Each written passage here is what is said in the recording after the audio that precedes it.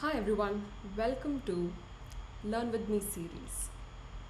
Last time we saw how boring this recent counter problem was, and finally we got to a stage where we found a solution.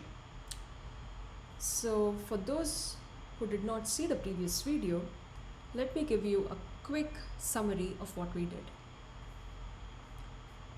We saw that there is this question which wants a counter implementation for a specific situation where there is a time duration of 3000 milliseconds, and you need to see the number of pings that have happened within the last 3000 milliseconds from the time of the current call.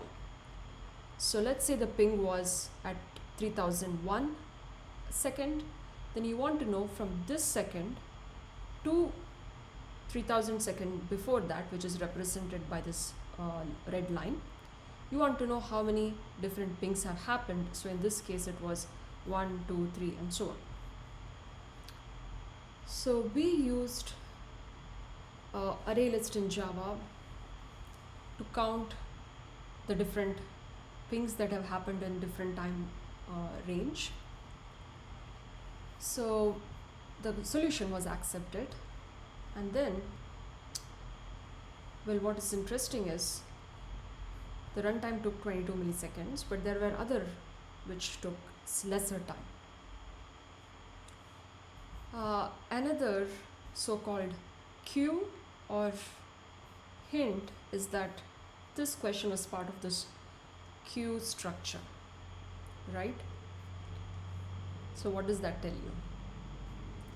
We have still not implemented a queue, right? So what I'm interested to do now is change this to a queue implementation. Well, I'll take ChatGPT's help for that and see how that changes. So can you give a solution using queue data structure for the above pseudocode? So if you see, I just wrote down the pseudocode and asked for the solution, which we pasted there.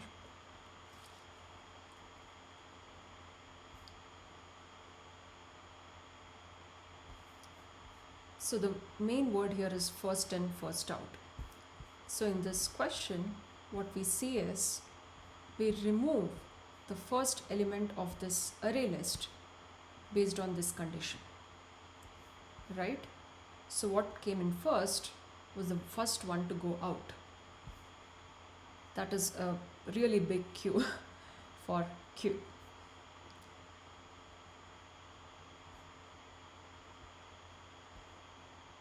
Okay, ChatGPT has a solution for us. So first it created a queue. Let me paste the queue here instead of the array list.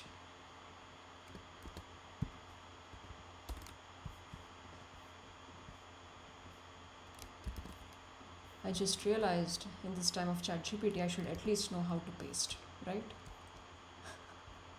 So let's copy this and see what the difference was too, right? So instead of adding, we say offer, and that is again a Java word.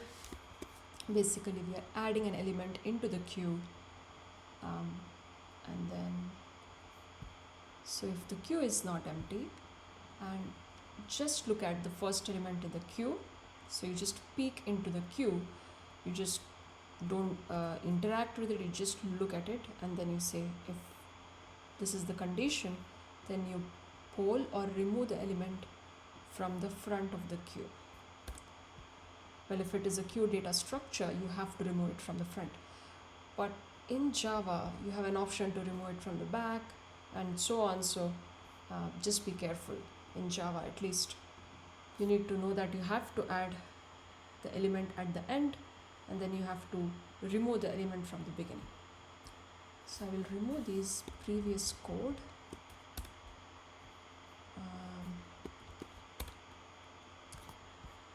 So the code looks very similar. The internal implementation is a linked list. So if you're familiar with linked list, right? Let me go to Q. So if you're familiar with linked list, you depending on how it is created, you will be able to remove an element from the end, from the beginning, you add it in between, and so on, right? So because that's used in Java for the queue implementation, you have different ways of adding elements. So if you see, when you use this add method, what does it do? Where does it add it? And when you use offer instead, I think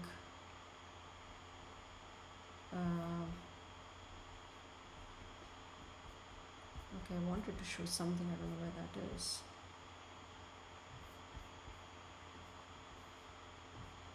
Maybe I was wrong. Oh, interesting. Okay, I take back what I said. Okay, so basically the only difference with remove and poll is that poll will just remove the head of the queue or the first element in the queue and return null, but remove will throw an exception. Okay, so just erase whatever I said. So instead of adding, you can use the offer method, because again it does not throw an exception. If it fails, then there is remove, and instead of that you use poll to remove the element. So that those are the queue methods we learned. So using queue, I'm also quite curious to know what is the time required. Just verify that we have all the minimum things here. Let's just submit it. So you see it was 22 milliseconds earlier. Now it's just 21. Okay, let me resubmit it. Sometimes, you know. Did you see that? So this is running in a different server in cloud, so you never know. You need to know the average time. Anyway, so this is the working solution. Now let me ask in Go, right? Let me ask ChatGPT to write in Go. Can you rewrite this in Go? Oh, it's still logged out. Just copy this. Let's just copy this. Let's go to the number of this. Go to Go. And let's paste it first. Remove the main code. Let's take this and put it instead of this. And let's remove the comments, because we know what it is doing.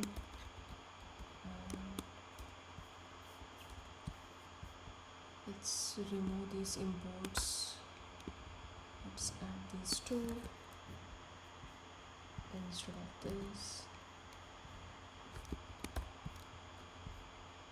Okay. Let's see whether it is running. Submit that. Wow, that was quite interesting. So now let's try everybody's favorite Python 3. So Python 3.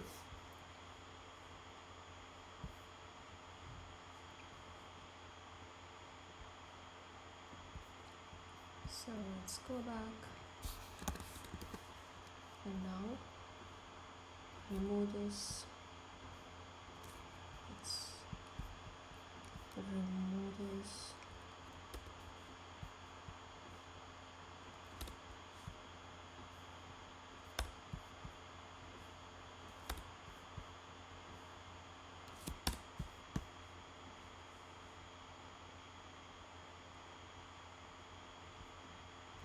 So 22 seconds, 27 seconds, and what is it now? 48. Wow, that's quite interesting. So sometimes it's also possible that whatever solution is very efficient in one language may not be the same in another language. These are quite interesting things to note. Thank you for joining me. Hope you had some fun learning.